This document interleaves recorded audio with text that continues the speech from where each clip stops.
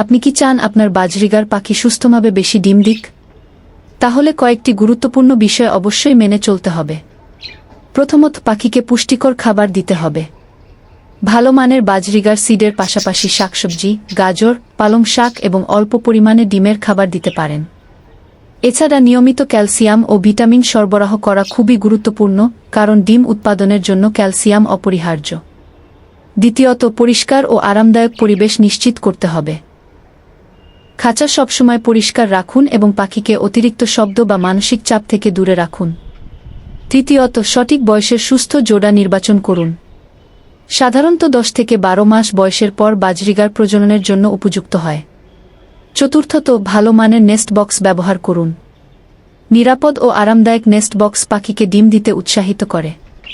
সবশেষে, পাখিকে পর্যাপ্ত বিশ্রাম দিন। অতিরিক্ত প্রজনন করালে পাখির স্বাস্থ্যের ক্ষতি হতে পারে।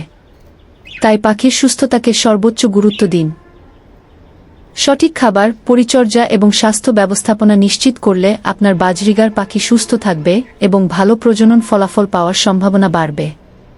ভিডিওটি ভালো লাগলে এবং এরকম আরও ভিডিও পেতে ভিডিওটিতে লাইক করুন, কমেন্ট করুন এবং ভিডিওটি শেয়ার করে আপনার প্রিয় মানুষকে দেখার সুযোগ করে দিন। ধন্যবাদ।